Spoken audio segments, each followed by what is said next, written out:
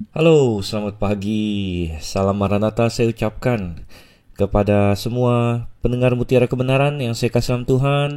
Apa kabar Bapak, Ibu, Saudara-saudari sekalian? Di pagi yang indah ini, saya Dr. Siva Ansen Liao akan menemani Anda untuk membaca, mempelajari, merenungkan kebenaran firman Tuhan. Dan ini adalah edisi yang cukup spesial karena ini adalah pasal terakhir dari seri 2 Raja-Raja kita. Ya, setelah hampir 1 bulan ya, 25 pasal berarti cukup panjang. Kita telah membahas 2 raja-raja, bahkan ada pasal-pasal yang cukup panjang dengan materi yang cukup banyak. Namun akhirnya oleh kasih karunia Tuhan, kita sampai kepada pasal yang terakhir, pasal 25. Bahkan sebenarnya kita akan mulai beberapa ayat sebelum pasal 25, karena dari pasal 24 ayat 18 teks sudah masuk kepada raja yang baru. Dan saya harap Anda siap kapanpun Anda mendengarkan ini. Kalau Anda mendengarkannya pagi hari, mungkin Anda sambil minum kopi, mungkin saya tidak tahu, atau mungkin Anda sambil jalan pagi atau lain sebagainya. Tapi kalau misalnya Anda ada Alkitab dekat Anda, saya sangat menyarankan Anda membacanya bersama dengan saya. Dan kita akan langsung saja mulai. Kita buka Alkitab kita. Tentu kita menghargai firman Tuhan, oleh karena itu nama dari acaranya adalah Mutiara Kebenaran. Oke, kita akan langsung saja. Sebelumnya kita akan berdoa terlebih dahulu. Bapa yang di surga, Bapa yang maha baik, yang mengaruniakan kepada kami tubuh kami, kesehatan kami, berkat-berkat jasmani yang kami nikmati hari ini, dan terutama lagi keselamatan di dalam Juru Selamat Yesus Kristus, dan segala berkat rohani di dalam Dia juga. Bapa, kiranya Engkau yang menuntun kami senantiasa, dan juga melalui firman-Mu, terutama di 2 Raja-Raja pasal 25 hari ini yang akan kami bahas, Engkau yang kiranya membukakan pikiran kami, meneranginya, membuat kami paham dan tunduk kepada firman-Mu itu. Terima kasih Tuhan, kami layangkan semua ini, kami doakan di dalam nama Yesus Kristus. Amin. Baik, langsung saja saudara Tuhan, karena 2 Raja-Raja kita sudah melihat begitu banyak ya, deretan, urutan raja-raja, mulai dari Salomo. Kalau kita lihat di 2 Raja-Raja, sebenarnya di 1 Raja-Raja ya, 1 Raja-Raja dan 2 Raja-Raja itu gabung menjadi satu. Dan ingat bahwa 2 Samuel berkaitan terutama dengan Daud, sehingga masuk ke 1 Raja-Raja kita berurusan dengan Salomo. Salomo mendominasi beberapa pasal awal di dalam 1 Raja-Raja, dan setelah Salomo kerajaan itu pecah menjadi kerajaan selatan dan kerajaan utara, kerajaan Yehuda dan kerajaan Efraim atau Israel. Dan sederetan serangkaian raja-raja kerajaan selatan tetap dipegang oleh dinasti Daud, sebagaimana janji Tuhan bahwa kerajaan itu akan kokoh, tidak akan terlepas dari keluarga Daud. Demikianlah keluarga Daud terus berpegang atau terus dipertahankan di selatan.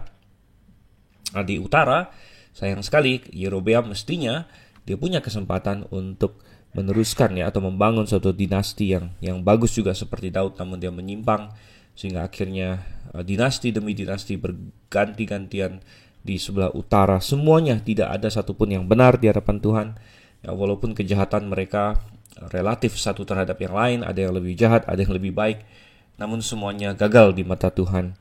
Dan sampai akhirnya di raja yang terakhir, Raja Hosea, kerajaan itu sirna, kerajaan itu dihancurkan sepenuhnya oleh Asyur, dan itu ada sekitar di zamannya Hizkia di selatan, saudara Tuhan. Dan setelah kerajaan utara hancur, ya Tuhan tentu menantikan bahwa kerajaan selatan akan serius dengan Tuhan karena melihat contoh teladan hukuman Tuhan atas kerajaan utara. Namun yang terjadi tidak demikian, ya, bahwa setelah Hizkia malah kerajaan selatan disusul oleh raja yang paling jahat di antara mereka, yaitu Raja Manasye yang memerintah lama ya, dan Amon juga jahat setelahnya.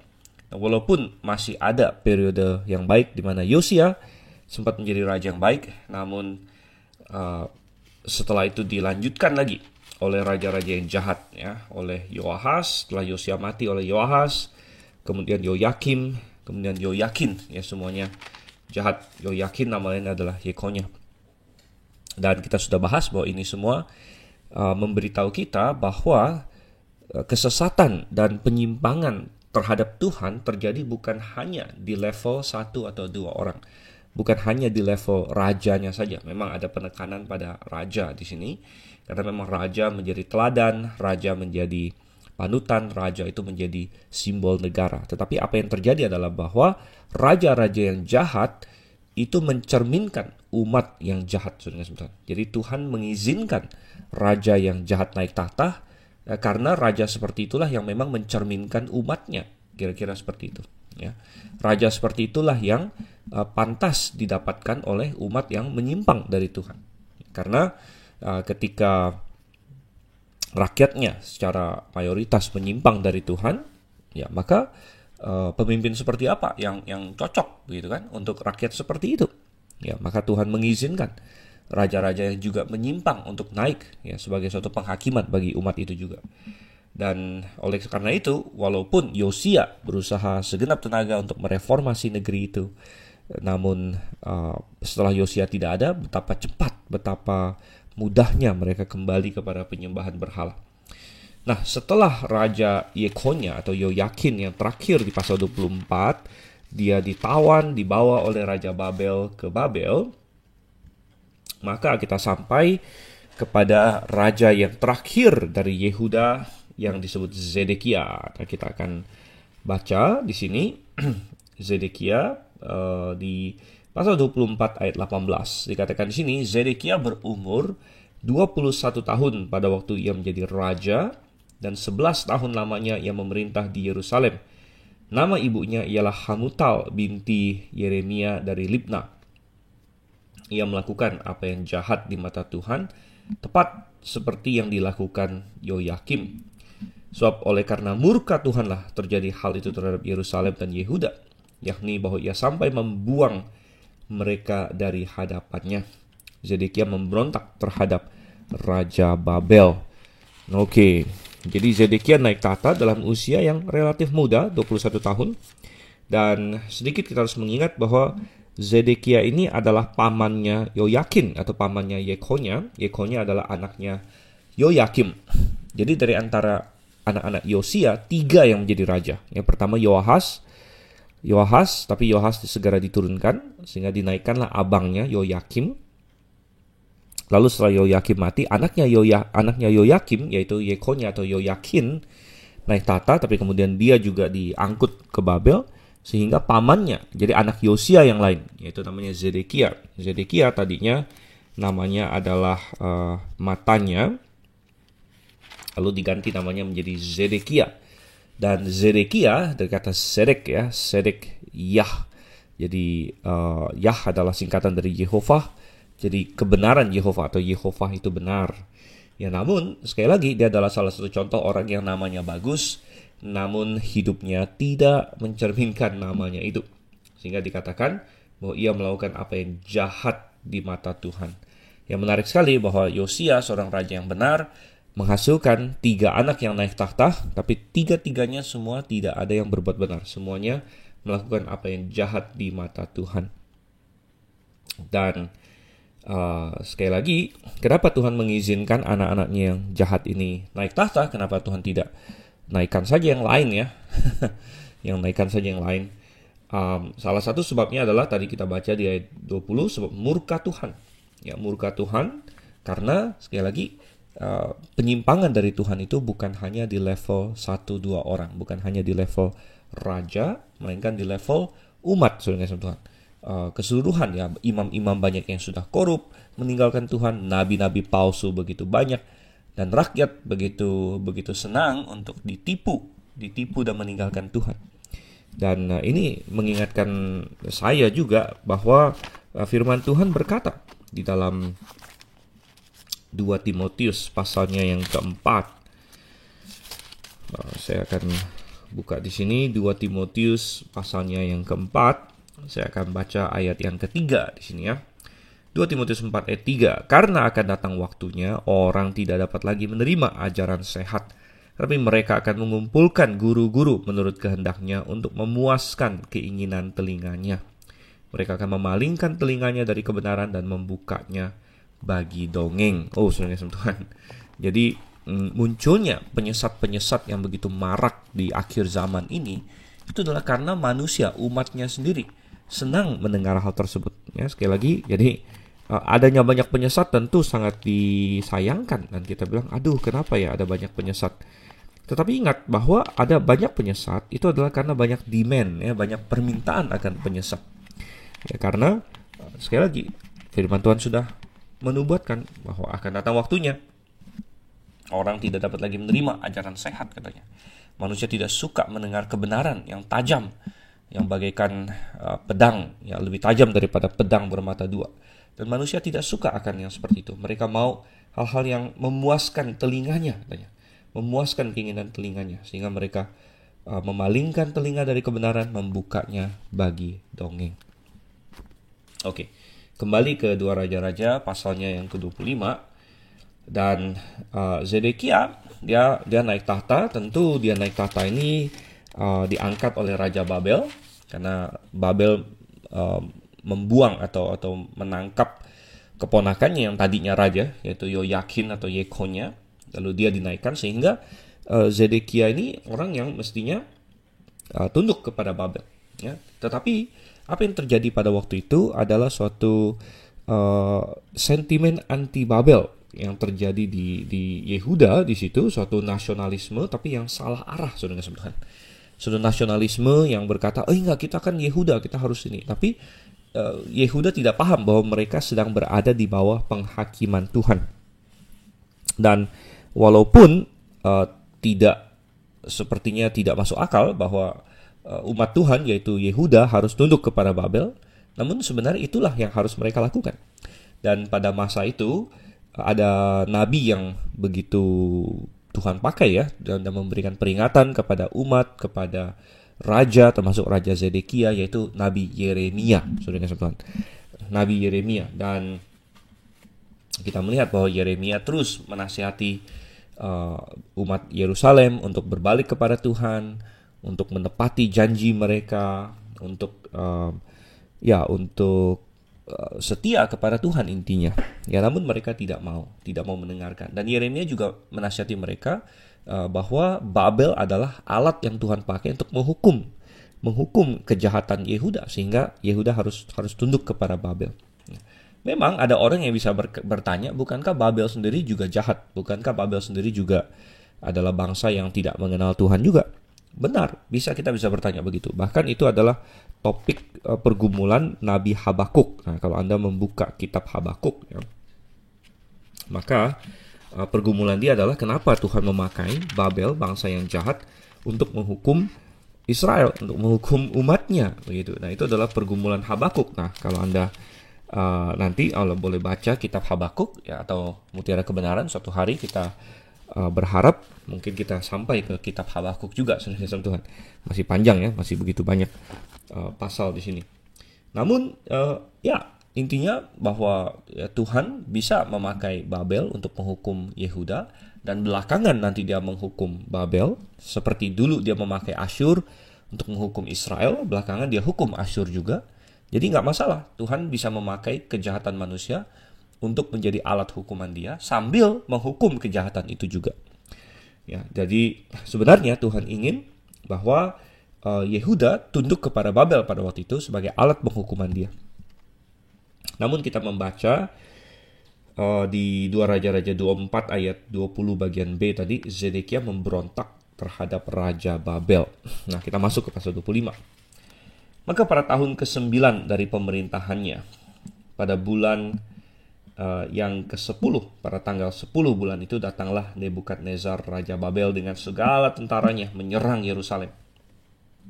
Ia berkemah mengepungnya dan mendirikan tembok pengepungan sekelilingnya. Demikianlah kota itu terkepung sampai tahun yang ke-11 zaman Raja Zedekia. Pada tanggal 9 bulan yang keempat, ketika kelaparan sudah merajalela di kota itu dan tidak ada lagi makanan pada rakyat negeri itu, Maka dibelah oranglah tembok kota itu, dan semua tentara melarikan diri malam-malam melalui pintu gerbang antara kedua tembok yang ada di dekat taman raja. Sekalipun orang Kasdim mengepung kota itu sekeliling, mereka lari menuju ke Arabah Yordan. Ya, karena pemberontakan Zedekia. Dan pemberontakan Zedekia ini sebenarnya dipicu oleh sekali lagi sentimen anti Babel, sentimen nasionalisme yang salah arah waktu itu ya.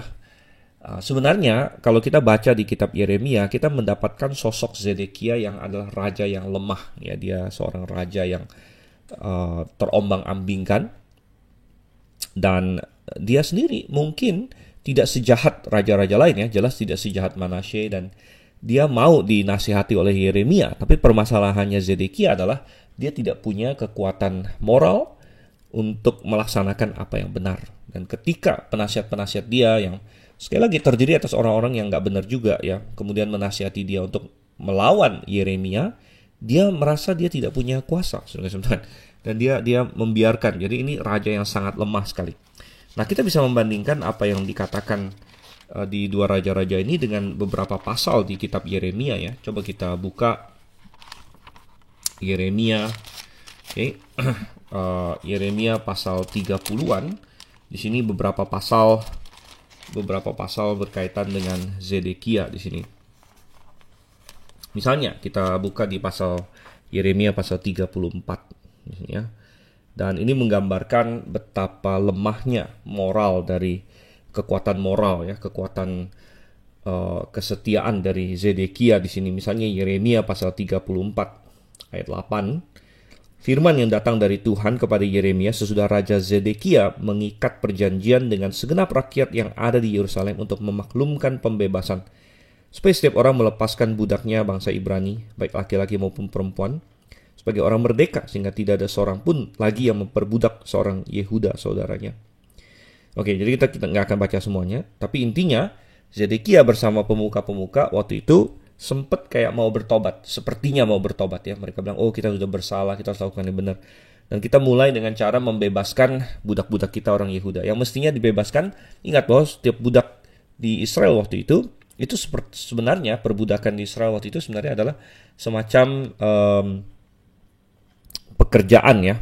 Semacam bekerja biasanya untuk membayar hutang dan lain sebagainya, tapi ada time limitnya. Jadi mereka bekerja paling lama 6 tahun, dan sesudah itu tahun ke-7 mereka harus dibebaskan. Nah, namun dalam prakteknya ada banyak penyimpangan, sehingga mereka, ya orang-orang kaya dan lain sebagainya tidak mau melepaskan budaknya setelah 7 tahun. Dan akhirnya Zedekia sempat bilang, ayo kita lepaskan. Ya, kita lepaskan. Tapi setelah dilepaskan mereka menyesal gitu, sehingga kita lihat di ayat yang ke-16 di sini ya, masih di Yeremia 34. Tetapi kamu telah berbalik pikiran dan telah menajiskan namaku. Jadi tadinya mereka bersumpah demi nama Tuhan, kita mau bebaskan saudara-saudara kita yang jadi budak, tapi kemudian mereka batal.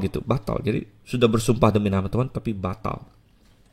Kamu masing-masing telah mengambil kembali budaknya laki-laki dan budaknya perempuan yang telah kamu lepaskan sebagai orang merdeka menurut keinginannya, dan telah menundukkan mereka supaya mereka menjadi budakmu laki-laki dan budakmu perempuan lagi ya. Jadi wow, ini luar biasa sekali. Dan ini adalah contoh saja. Namun coba kita lihat di sini. Misalnya di pasal yang ke-38. Coba kita lihat Yeremia pasal 38.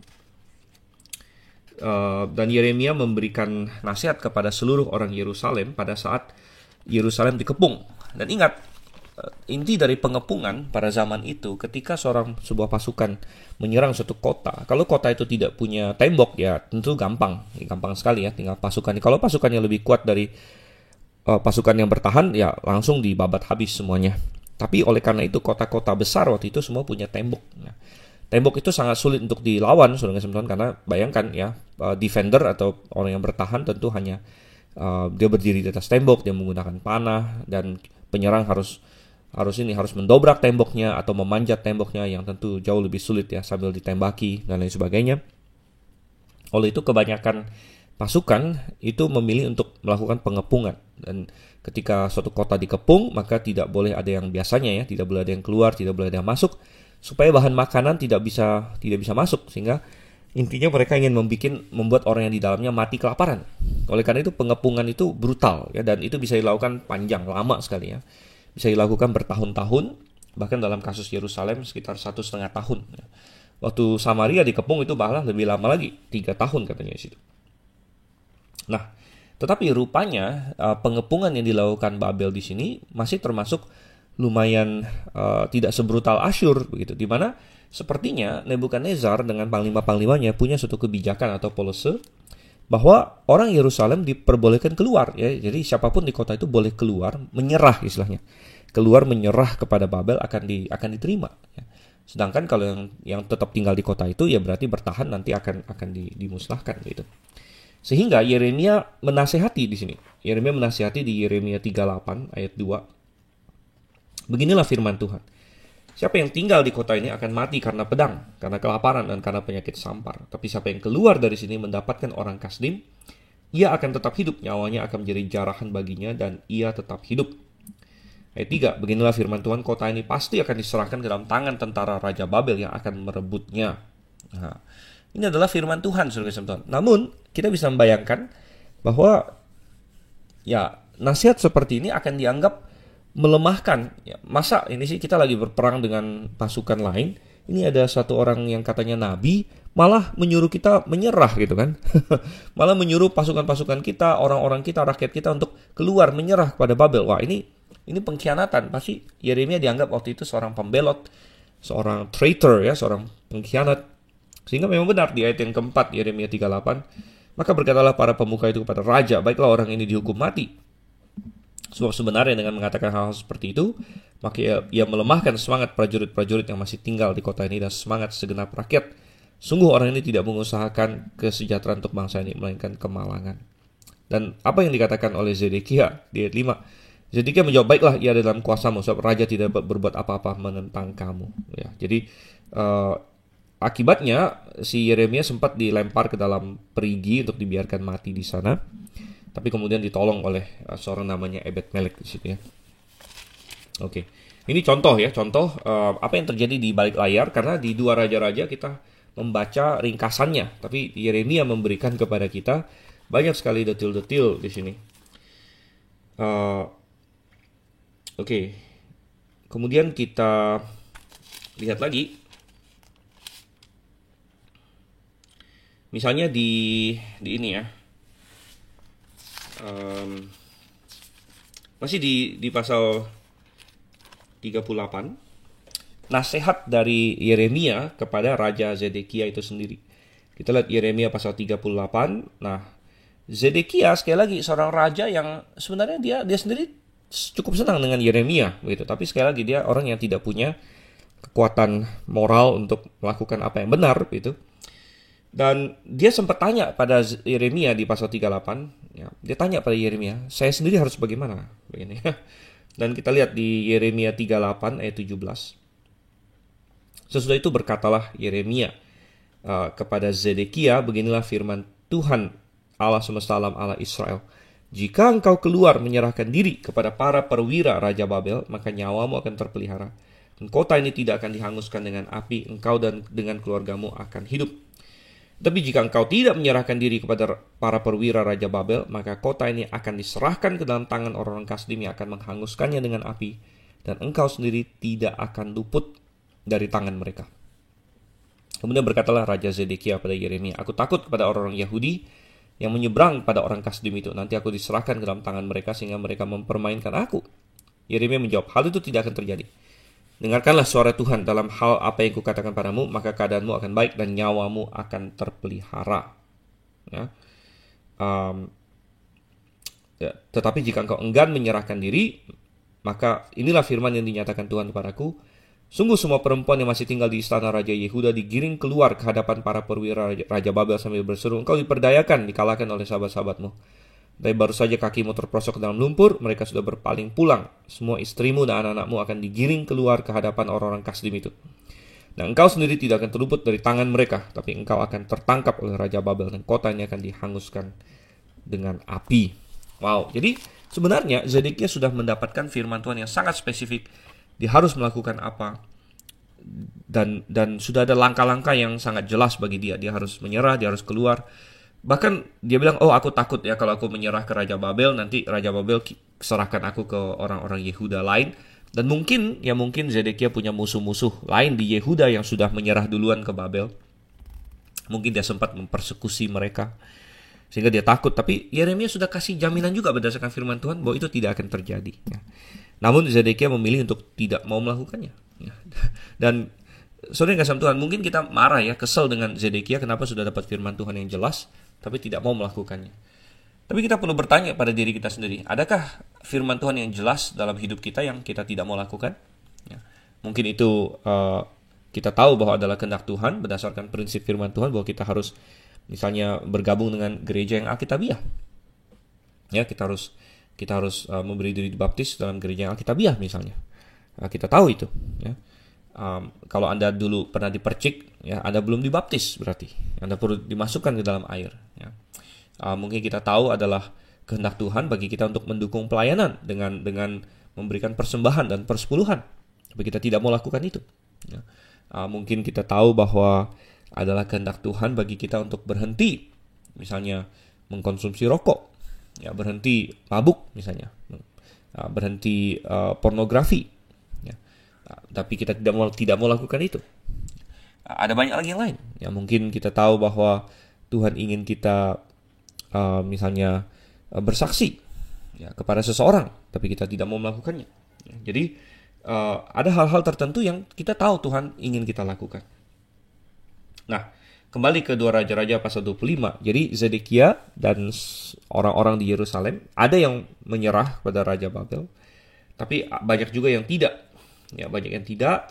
Tapi setelah dikepung sekian lama, makanan sudah habis, penyakit merajalela, mereka tahu bahwa akhir mereka sudah tiba, sehingga mereka mencoba hal, yaitu mereka mencoba menerobos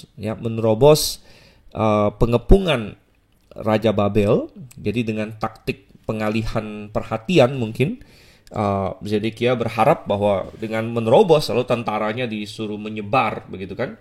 Malam-malam mereka lari, semua tentara disuruh menyebar, sementara Zedekia dengan segelintir pasukan elitnya mungkin menerobos di tempat lain untuk melarikan diri, begitu. Dan sekilas sepertinya taktik ini berhasil, ya, karena coba kita lihat di sini ya, ayatnya, kembali ke ayatnya yang kelima sini, 2 Raja-Raja pasal 25. Tetapi tentara Kasdim mengejar raja dari belakang dan mencapai dia di dataran Yeriko. Segala tentaranya telah berserak-serak meninggalkan dia. Jadi Zedekia mungkin awalnya merasa taktik dia berhasil karena dia sempat lari sampai ke daerah Yeriko, bahkan yang sudah cukup jauh berarti ya. Tetapi rupanya tentara Kasdim mengejar dia. Ya, dan ayat 6, mereka menangkap raja dan membawa dia kepada Raja Babel di Riblah yang menjatuhkan hukuman atas dia. Orang menyembelih anak-anak Zedekia di depan matanya, kemudian dibutakannya lah mata Zedekia, lalu dia dibelenggu dengan rantai tembaga dan dibawa ke Babel. Wow, saudara kasih Tuhan. Jadi nasib dari Zedekia tepat seperti yang Tuhan firmankan, bahwa dia tidak akan bisa lari dari Raja Babel. Mestinya dia mengikuti kehendak Tuhan, dia mengindahkan nubuat yang diberikan oleh Yeremia. Dia tidak, maka ada konsekuensinya. Nah, ini memberitahu kita, mengajar kita juga bahwa memang setiap kali kita tidak mau taat kepada firman Tuhan, sebenarnya pasti ada konsekuensi, saudara-saudara. Ya, ada konsekuensinya. Dan apa konsekuensinya? Ya hanya kita yang tahu apa yang kita lakukan. Dan Zedekia ya, dianggap memberontak, dan Raja Babel cukup ganas ya, cukup bengis di sini. Memang dalam sejarah Babel tidak sebengis Asyur. Ya, kalau Asyur itu parah sekali. Ya, mereka bisa disiksa dan lain sebagainya.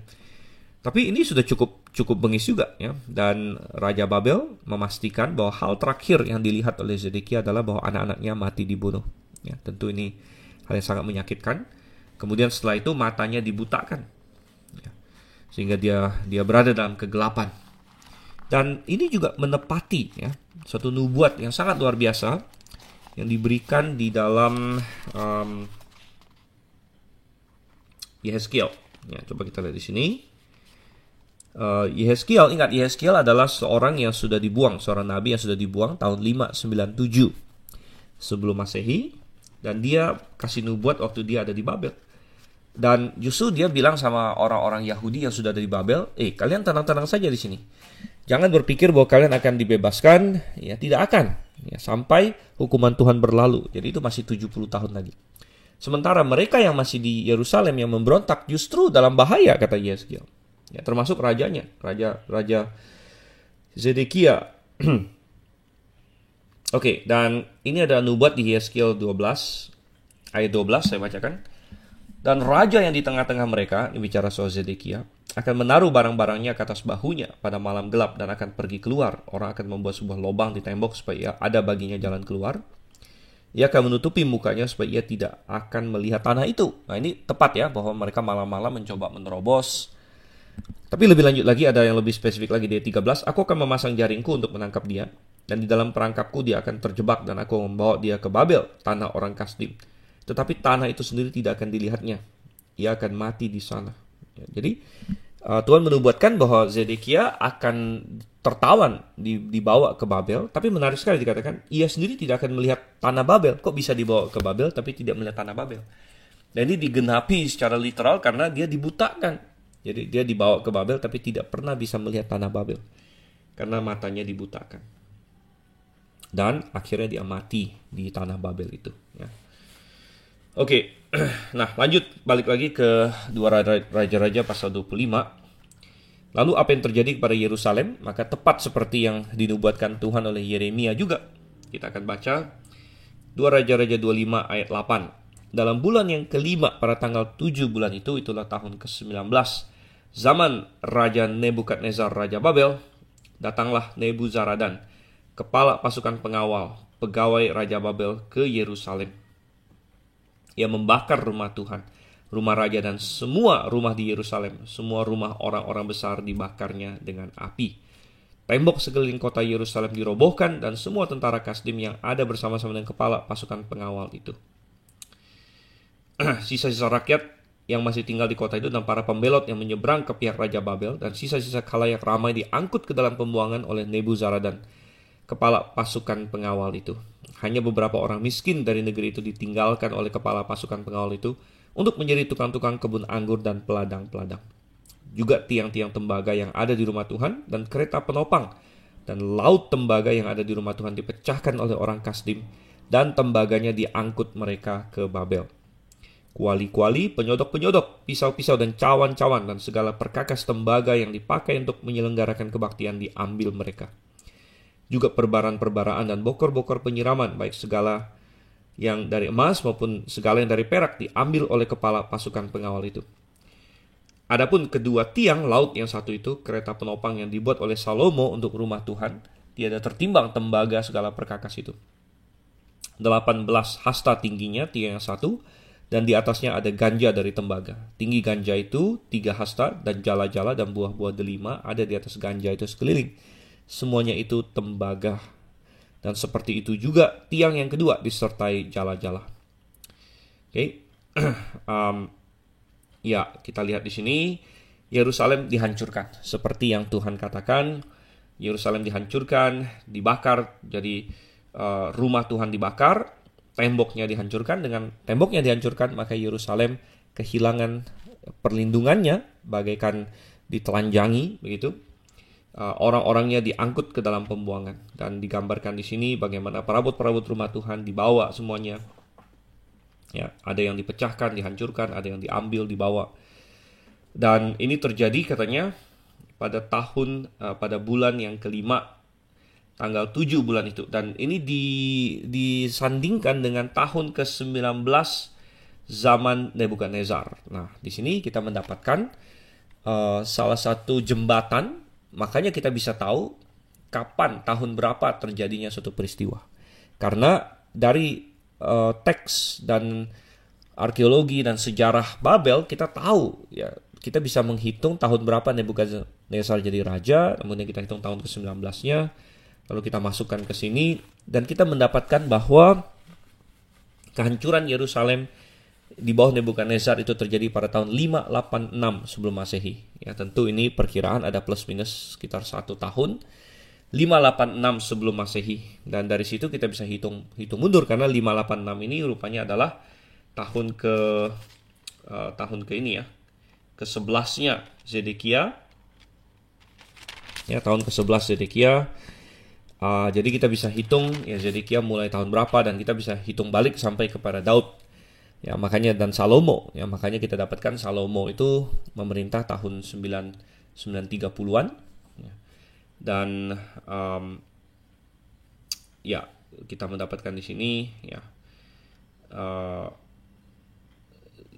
Yerusalem dihancurkan tahun 586 sebelum Masehi. Ini adalah pembuangan yang ketiga dan terakhir. Ingat, pembuangan pertama Daniel dan teman-temannya itu tahun 605 sebelum Masehi. Pembuangan kedua termasuk Yehezkiel tahun 597 sebelum Masehi. Dan ini pembuangan yang ketiga disertai dengan kehancuran Yerusalem itu tahun tadi 586 sebelum Masehi katanya sini ya. Oke.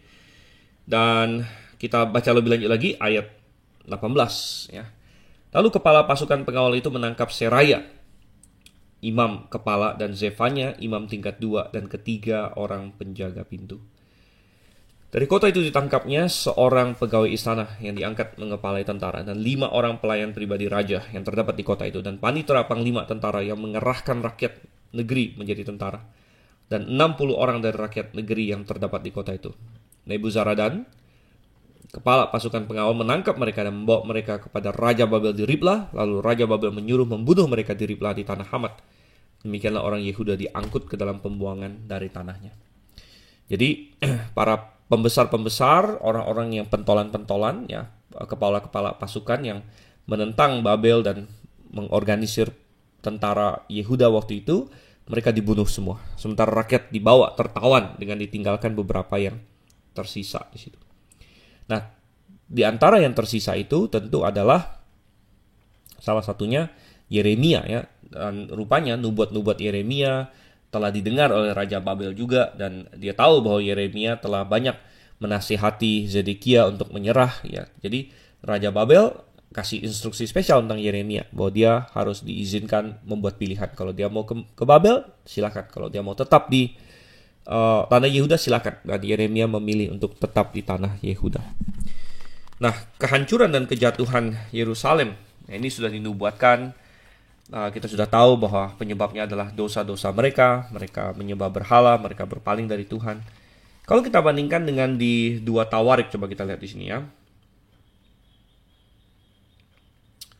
Oke, di 2 Tawarik pasalnya yang terakhir, pasal yang ke-36.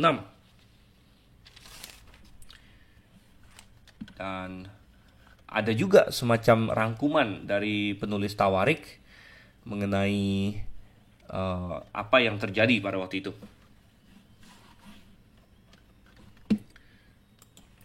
Di ayatnya yang ke ini ya, 14.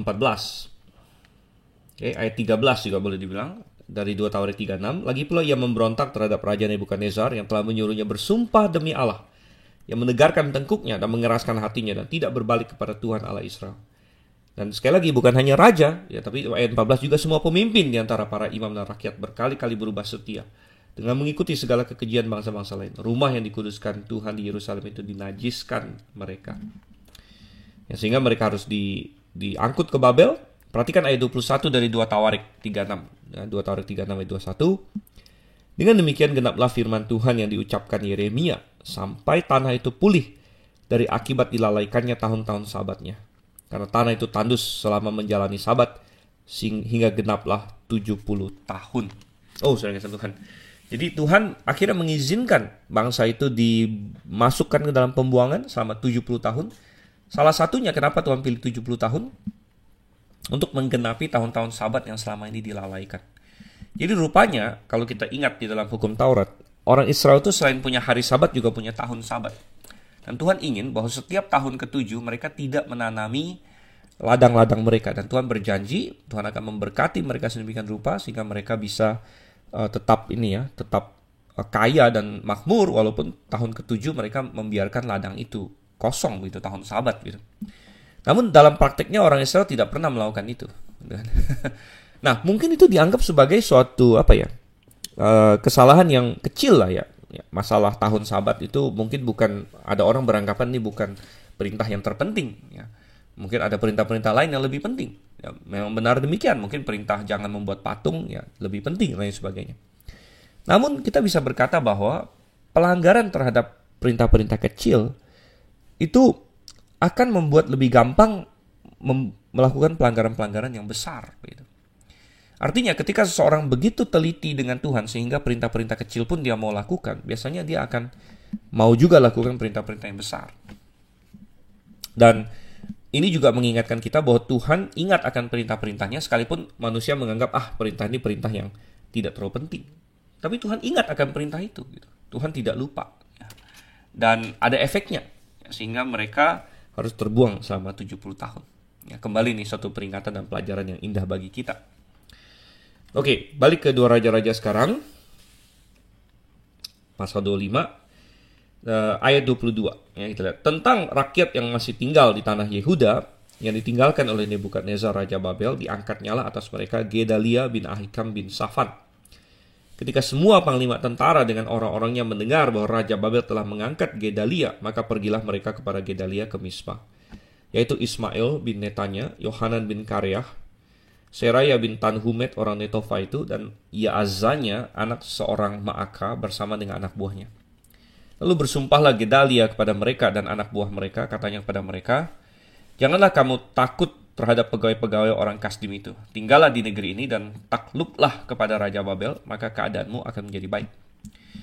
Tetapi dalam bulan yang ke-7 datanglah Ismail bin Netanya bin Elisama, seorang yang asalnya dari keturunan raja, dan 10 orang bersama-sama dengan dia.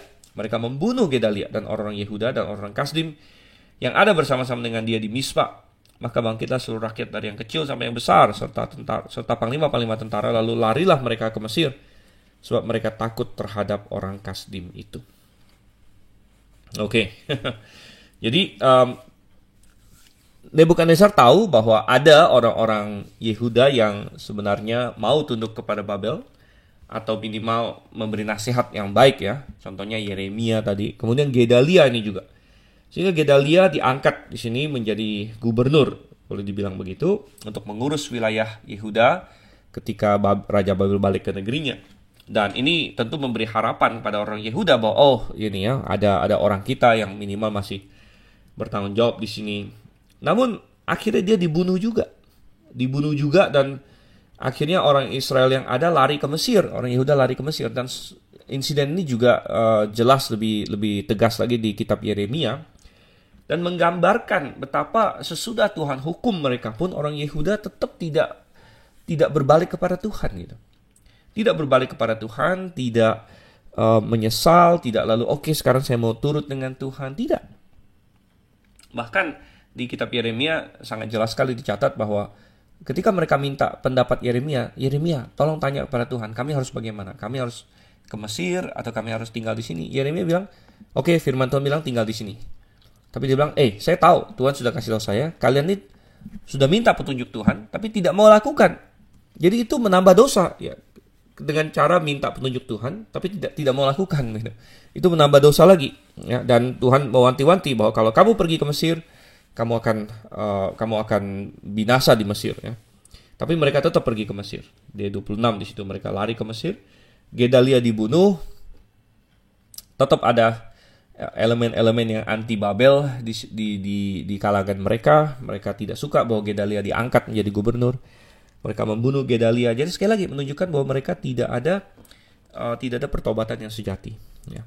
Dan sebenarnya bahwa ada sebagian orang Yahudi yang datang ke Mesir itu tercatat di dalam papirus-papirus Mesir, ya, terutama di abad ke-5 sebelum Masehi, bahwa ada koloni Yahudi di Mesir, akhirnya itu tercatat di sana.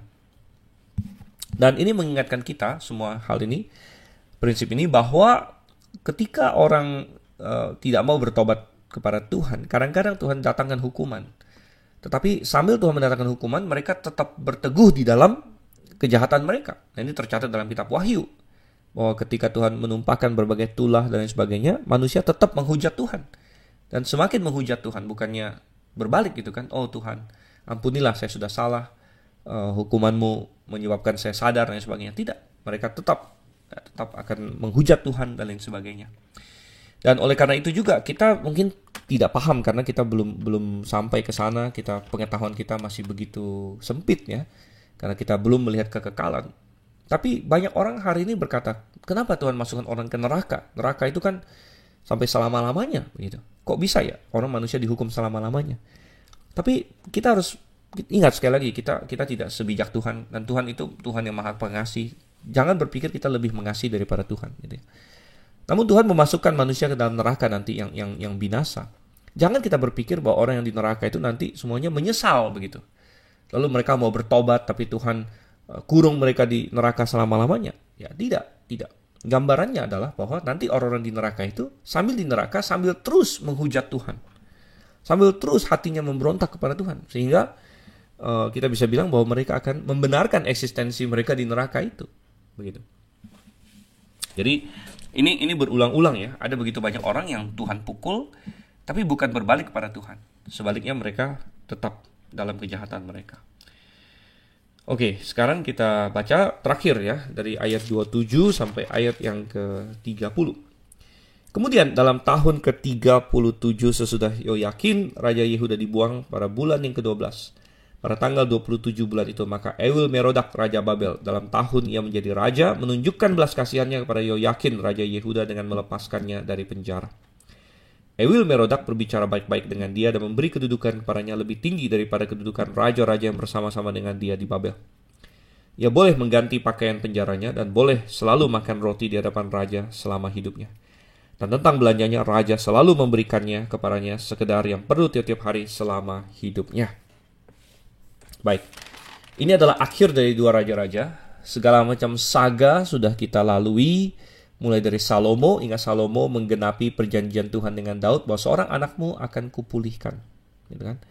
Tapi karena mereka seorang anakmu akan kuteguhkan, ya, aku bangun tahtanya, dan itu digenapi oleh Salomo. Tapi kemudian karena kejahatan, karena ketidaksetiaan raja-raja Daud, keturunan Daud, setelah itu Tuhan membuang mereka, dan raja terakhir adalah Zedekia. Tetapi kenapa si penulis raja-raja di sini mengakhiri dengan Yoyakin dikasihani, saudara-saudara? Bahwa akhirnya setelah Raja Nebukadnezar mati, dia digantikan oleh Ewil Merodak dan lain sebagainya. Ewil Merodak mengasihani Yoyakin atau Yekonya, nama lain dia, kemudian mengeluarkan dia dari penjara, kasih dia belanja, bahkan semacam ya makan di mejanya seperti sahabatnya. Dan ini semua adalah pekerjaan Tuhan. Ini adalah cara Tuhan untuk kasih lihat bahwa Tuhan tidak lupa dengan janjinya kepada Daud, dan walaupun karena kejahatan mereka harus terbuang untuk sementara, dan jalur raja mereka terbenam untuk sementara, namun tidak terputus untuk kekekalan gitu. Karena pasti akan ada keturunan Daud yang suatu hari akan memerintah.